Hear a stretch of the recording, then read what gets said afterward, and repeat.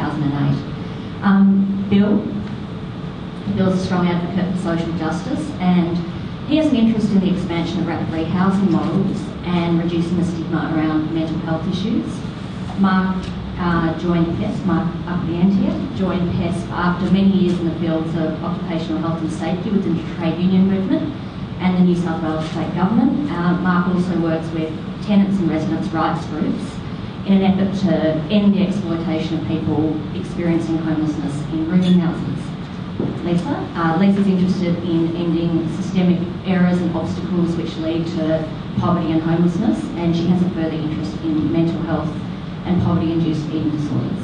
And finally, Allan, who's been with us since I started at CHP the first time, has a long-term advocate for the rights of people experiencing homelessness and living in unregistered rooming houses.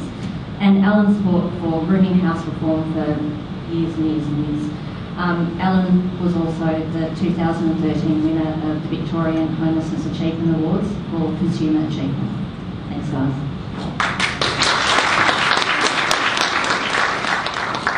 So the first question that I wanted to ask some of our PESP members was, what was the main thing that you guys missed when you were experiencing homelessness? Did you want to kick off? Mine probably ties in quite well with what Linda was talking about. I had a very middle-class privileged upbringing. I was a very middle-class housewife for a long time, and I remember sitting in the shelter I was living in Adelaide, and just wishing for my life back, until I realised that yes, I wanted my home, I wanted enough money to throw at my problems, I wanted my kids, and I wanted my naivety back. I read websites, government organisations and agencies, not-for-profit organisations, non-government organisations, and all these websites were telling me how wonderful the services were, but that wasn't my experience. I had this belief that homeless people brought it on themselves because these services were there, and obviously they weren't accessing them, so that was their fault. So yeah, I think one of the things that I missed was my naivety and the belief that Australia was the lucky country. And Allan, I know that you had a different journey into homelessness, and maybe you'd like to comment on what you missed. I think I missed everything actually. The most important one was the sense of well-being. To be concise about it, I had my own small business, my own truck, my own 2-bedroom apartment in Williamstown.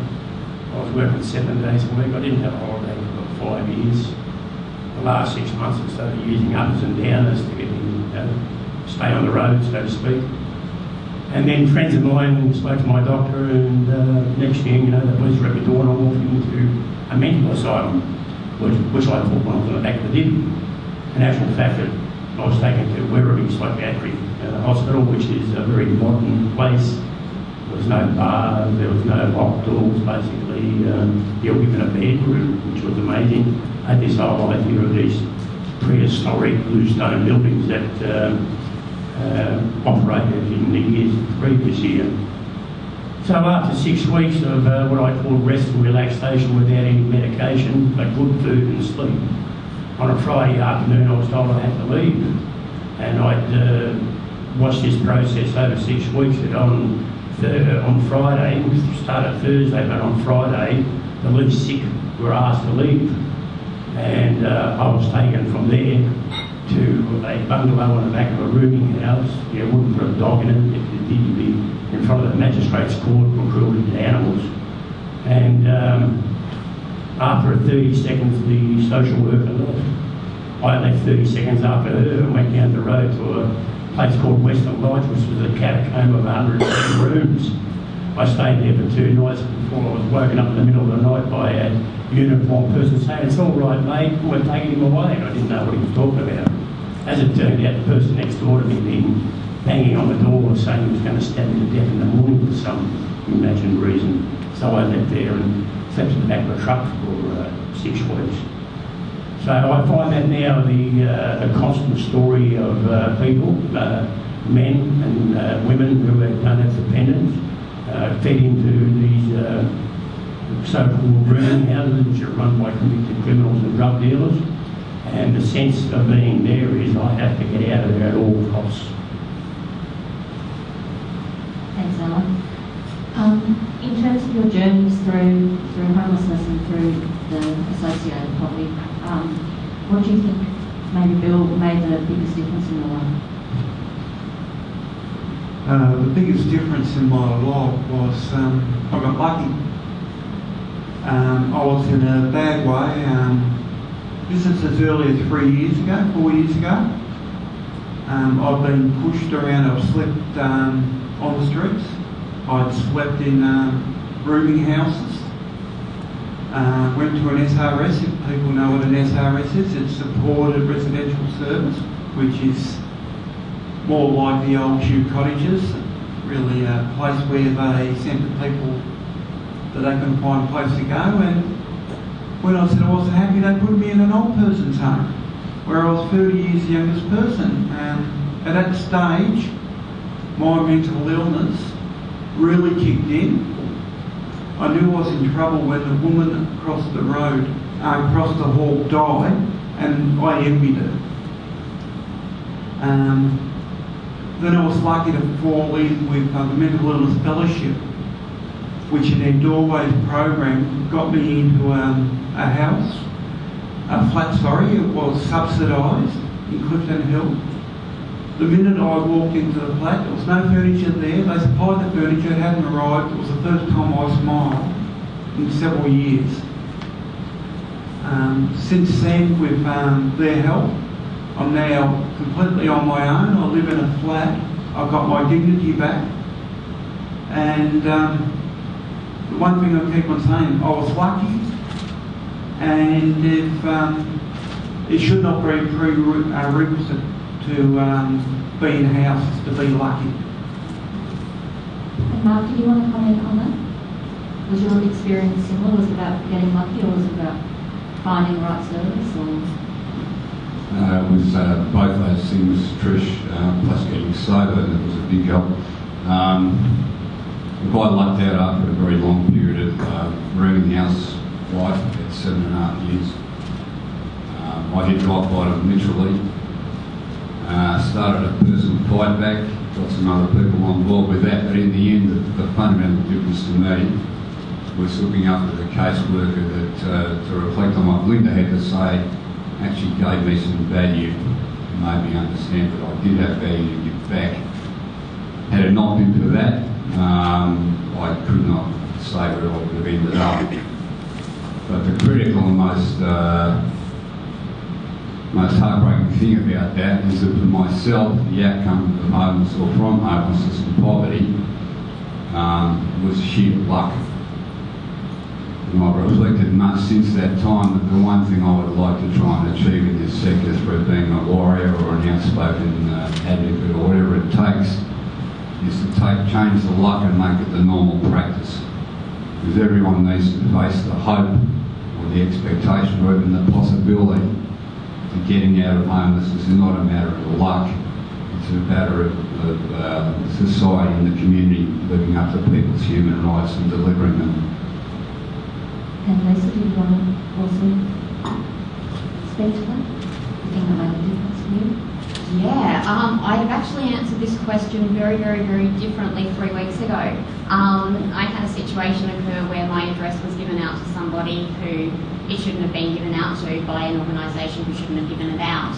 And I didn't realise that the thing that made the biggest difference was that my mental stability had been built on a foundation of keeping my privacy to myself, keeping my address unknown, keeping my location unknown. So, yeah, I'm now going through a process of readjusting. But, yeah, the biggest difference to me was keeping my mental stability by keeping my privacy. Thanks, Lisa. Allan, do you want to? I was actually living in a rooming house in North Melbourne, and one of the other residents said, well, you come down to the community, I was in the community centre. So I started going down there, and I'm still volunteering there 15 years later. And what they provide is now it's a simple breakfast of toast and cereal and a proper 2-course meal at lunch. There's showers and there's social workers and housing workers, and when you first look at the place and the oddballs that dominated the place, you thought, I'm out of place here. But I wasn't actually, and what happened is that after 8 months, still living in a rooming house, the housing worker processed my application, and I ended up in a 5-star public housing, which I am still now. That was the most important thing to me. Even this morning, though, I woke up reasonably early. I couldn't up smoking later, so I remember my dreams, which is terrible. But I had this dream about being evicted, and I wasn't actually had been evicted out on the street. It was all that angst about the fear of once again being out in the streets and losing this home which I've now developed to my own place, and which has allowed me to develop my own life and actually take a part in the community now. Thanks, Al. I think it's a really important point that I think you guys have made as well, that it's the well-being, it doesn't always go away once there's actually housing there. So I know you guys spend a lot of time working with both various service sectors in government and also other consumer service, the homelessness service systems. That what advice would you give to other people who haven't necessarily had either that moment that's made the difference, or? I hate that this is my advice that I give to people, but I have actually given this as advice. Get a drug habit, get a criminal record, a mental health history, domestic violence history, sexual assault history, and show up on the doorstep of your housing service at 9 o'clock in the morning as the most complex person you can be. Or find one of the jobs Joe Hockey told us is out there, or get Melbourne's Helping Out book that was written in 2012 and hasn't been updated since, and good luck. Would any of you guys like to follow that? For myself, I think if you've got a social worker who is not doing the job, don't be afraid to sack her. When I got out of poverty, got into a place, the person who directed me there was not my social worker, it was actually my employment officer. And she worked it all the way through, and without her, I would be dead now. So, for people, like, I know all social workers have their heart in the job, but if they're jaded, it affects your life terribly. So that's what I would suggest. If you don't think you're getting a good enough run, get somebody else. And Mum?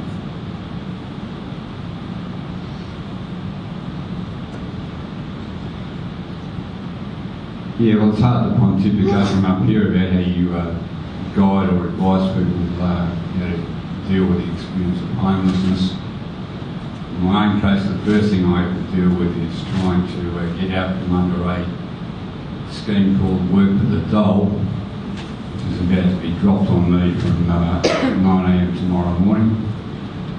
The advice I give to people reflects on some of the other comments. One, you've got to get into services and make yourself matter to them. And whether you do that by creating a crisis or critical need in your own circumstances, when you put the acid back on those services to step up and do what they promised to deliver, when they sought money from the feds or the state or a council or whoever else. What we've got to try and bring together is the pain and outrage of people who are homeless and living in poverty, with the obligations of services within their constraints to try and deliver an outcome that suits both those people. And whilst my greatest sympathy in all this rests with people who are poor and homeless, my secondary sympathy rests with those who are on the front line who've got to continually tell people, I'm sorry, I cannot help you. But the honesty is the most important thing. If you promise people who are fronting up to be desperate for a home or somewhere to sleep, and you make one promise that you cannot guarantee you'll deliver, you could destroy and shatter every little vestige of hope they have left. And if we want to build warriors, if we want to build people who will come together and fight on for these issues, then you've got to sustain and support them. So please do not over-promise. Please over-deliver where you can, but don't con people. They will see through you, they will be suspicious, quite likely hostile, quite likely used to the no for a whole lot of apparently nice reasons. But in the end, if you can't help, be honest with people, but whatever you can do to give them some other avenue of help, has got to be the best possible thing you can do.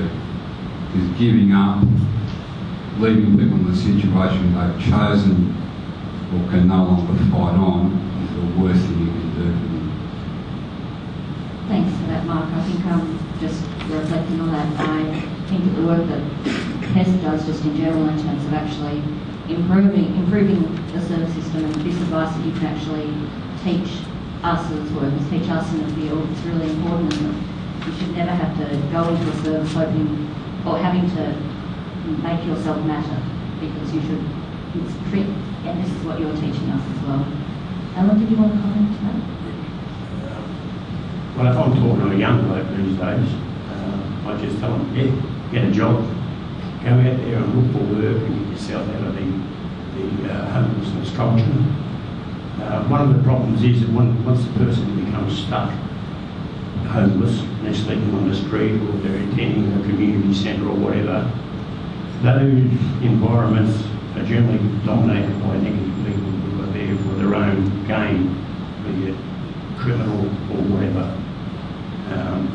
So it is a matter for the individual in the long run, and they have to learn to actually not take second best from the system, not to accept being put in the Harden Lodge or the Gatwick, and to actually try and break the cycle, to actually understand the cycle they're in.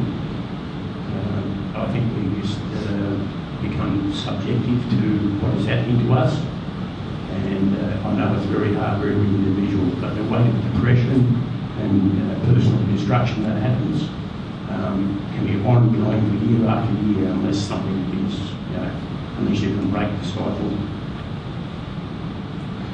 Thanks very much, Allan. And I guess the final thing that I wanted to ask you, and I probably think that Mark will probably want to go last on this because I do know he has something to say now. If there was one thing that you could tell the Premier about homelessness, about poverty, what would it be? I can back to you or maybe. Yeah, no, that's easy. We know what works. We know where housing works. We know that drop-in centres and the House of Welcome, Sacred Heart, the Osmond Community Centre, they provide immediate care and immediate relief to somebody who's experiencing homelessness. It gives them a place to go to and a place where workers are there and employed to actually sort of, how would you say, process you, in the worst word. But we must, at the moment, since this previous government, thankfully it's been wiped aside, took the funding away from the community centres, basically closed down the brand mission after decades and decades of good work. The Osmond Community Centre and Osmond House has lost 7 workers, mostly in the mental health area and the housing area. And we need now Richard Wynne and Martin Foley to come back into the fold and into the fight and institute the spending that was there. It wasn't ridiculous and it did so much good. Now we get back to asking for a handout every second day. We're in a situation which is crucial, and you've only got to see around the city now, people sleeping on the footpath, they're being hunted out of the parks because of a couple of murders that happened. They're being pushed out of the city of Bawden, and they're being pushed into the suburbs, and the people in the suburbs have got no more ability or no more finances to be able to deal with it. So what we're doing is we're just pushing out the homeless, pushing the problem onto the next suburb. So, Mr. Andrews, fire up. All right, this is one of my soapbox ones.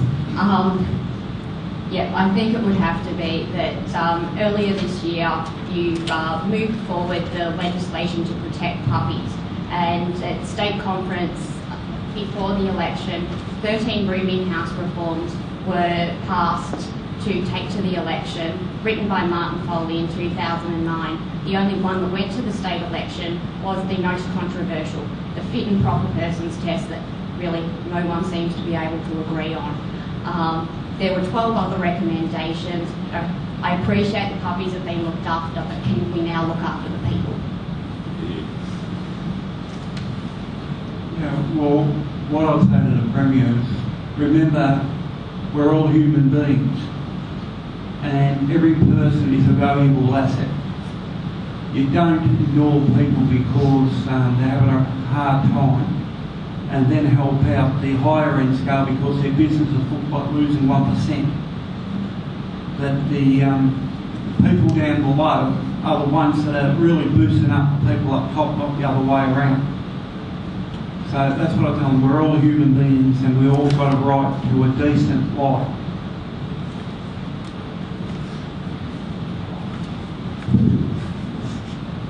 Thanks, Bill. This is the most difficult question for me to try and come up with one answer to, because it's only given the option to ask the Premier one question. And that's not really my style. So I have got it down to one question or one challenge to Premier Dan Andrews. I had the privilege of working with the trade union movement through the 1980s, in an era which was hallmarked by principles such as industrial democracy, inclusive decision making, people from the trade union movement, employers, and the government itself sitting down and actually making decisions collaboratively and together. Now, something happened over a period of 30 years, and the notions of conjoint, inclusive, constructive, joint decision making kind of vanished off the public radar. So the one question or challenge I have for Premier Dan Andrews is this: how about you get on board with your own party's policy and get on board with the rights of all people in the state of Victoria to actually have a direct say in decisions that affect them? And in this instance, what I would ask or challenge the Premier to do is set up an appropriate process within the state of Victoria to ensure that the people affected by decisions about poverty, homelessness, alcohol and drug services, mental health support, people in need of assistance from the government for any other particular reason, actually have a direct input to the decisions that affect them. Now, it's not exactly a radical step, it's 30 years old, as I say, it's gone off the agenda, so that is my simple question to the Premier. When are we going to establish a new paradigm for dialogue and discussion about these issues, which doesn't just include bureaucrats, elected parliamentary officials and senior officers of the sector, but when are the people who, at the end of the day, are going to live in or out of poverty, in or out of homelessness, who are affected by the decisions, going to have a direct say? Over to you, Premier. And I think that is exactly why we left Mark till the last one. Thank you, Mark, as always. I'd like to thank all of the PESPs for not only being here today, but the ongoing work they do in terms of improving our sector, in terms of speaking up, and in terms of being able to articulate what we can do better and teaching us. So thanks, guys. Appreciate it.